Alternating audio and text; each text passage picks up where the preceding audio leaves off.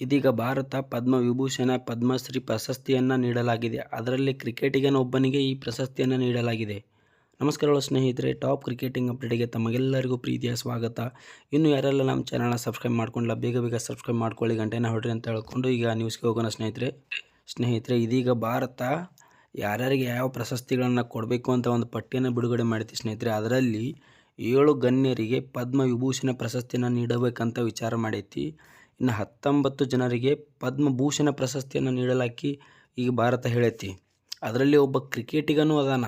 ಅಂದರೆ ಓವರಾಲ್ ಆಗಿ ಒಂದು ಕ್ರೀಡೆ ಬಗ್ಗೆ ನೋಡೋದಾದ್ರೆ 5 ಜನಗಳು ಕ್ರೀಡೆಯಲ್ಲದಾರ. ಅದರಲ್ಲಿ ಒಬ್ಬರು ಮಾತ್ರ ಕ್ರಿಕೆಟಿಗರದಾರ ಸ್ನೇಹಿತರೆ. ಈಗ ಯಾರು ಏನು ಅಂತ ನೋಡ್ಕೊಂಡು ಹೋಗೋಣ ಸ್ನೇಹಿತರೆ. ಕ್ರೀಡಾಪಟುಗಳು ಯಾರ್ಯಾರು ಅಂತ ನೋಡೋದಾದ್ರೆ, ಇನ್ನು ಅದರಲ್ಲಿ ಮೊದಲನೇದಾಗಿ ಹಾಕಿ ಆಡ್ತಿರ್ತಕ್ಕಂಥ ಪ್ಲೇಯರ್ ಯಾರಪ್ಪ ಅಂದ್ರೆ PR ಶ್ರೀಜಿತ್ ಅವರು. ಇವರು ಸತತವಾಗಿ 2 ಬಾರಿ ಕಂಚಿನ ಪದಕವನ್ನು ಒಲಿಂಪಿಕ್ಸ್ನಲ್ಲಿ ಗೆಲ್ಲಿಸಿಕೊಟ್ಟಾರೆ ಇಂಡಿಯಾ ಪರವಾಗಿ. ಇವರಿಗೆ ಈ ಪ್ರಶಸ್ತಿನ ನೀಡೈತಿ. ಮೊದಲನೇದವರು PR ಶ್ರೀಜಿತ್. ಇನ್ನು ಎರಡನೇದವರು ನಮಗೆ ಗೊತ್ತಿರ್ಬೋದು ನಮ್ಮ ಒಬ್ಬ ಬೌಲರ್. ಕಳೆದ ಕೆಲವೊಂದಿಷ್ಟು ದಿನಗಳಿಂದ ಇವರು ಇರಲಿಲ್ಲ ಅಂದರೆ ಟೆಸ್ಟೇ ಇಲ್ಲ ಅನ್ನೋ ಥರ ಇತ್ತು ಟೀಮ್ ಇಂಡಿಯಾದಲ್ಲಿ. ಈಗ ಅವರು ರಿಟೈರ್ಡನ್ನು ಕೊಟ್ಟಿದ್ದಾರೆ. ಮೊದಲನೇ ದಿನಗಳಲ್ಲಿ ಇವರು ಇರಲಿಲ್ಲ ಅಂದರೆ ಟೆಸ್ಟೇ ಇದ್ದಿದ್ದಿಲ್ಲ. ಅದಲ್ಲದೆ ಟೆಸ್ಟ್ನಲ್ಲಿ ಇಂಡಿಯಾ ಪರವಾಗಿ ಅತಿ ಹೆಚ್ಚು ವಿಕೆಟ್ ಪಡೆದವರು ಇವರಾಗಿದ್ದಾರೆ. ಯಾರಪ್ಪ ಅಂದರೆ ಅವರು R ಅಶ್ವಿನ್ ಅವರು ಸ್ನೇಹಿತರೆ. ಇವರಿಗೆ ಈ ಪ್ರಶಸ್ತಿಯನ್ನು ನೀಡಿ ಗೌರವಿಸಲಾಗಿದೆ ಸ್ನೇಹಿತರೆ.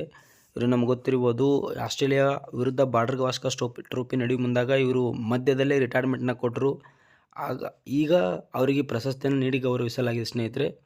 ಇವರು ಟೀಮ್ ಇಂಡಿಯಾ ಪರ 106 ಇನ್ನಿಂಗ್ಸ್ಗಳನ್ನು ಆಡಿ ಅದರಲ್ಲಿ 537 ವಿಕೆಟ್ಗಳನ್ನು ಪಡೆದಿದ್ದಾರೆ. ಟೆಸ್ಟ್ನಲ್ಲಿ ಅತಿ ಹೆಚ್ಚು ವಿಕೆಟ್ ಪಡೆದವರು R ಅಶ್ವಿನ್ ಆಗಿದ್ದಾರೆ ಸ್ನೇಹಿತರೆ. ಇನ್ನು ಮೂರನೇದವ್ರು ಯಾರಪ್ಪ ಅಂದ್ರೆ IM ವಿಜಯನ್ ಅವರು. ಇವರು ಸಾರ್ವಕಾಲಿಕ ಶ್ರೇಷ್ಠ ಫುಟ್ಬಾಲ್ ಆಟಗಾರರ ಅಂತ ಹೇಳ್ಬೋದು ಸ್ನೇಹಿತರೆ.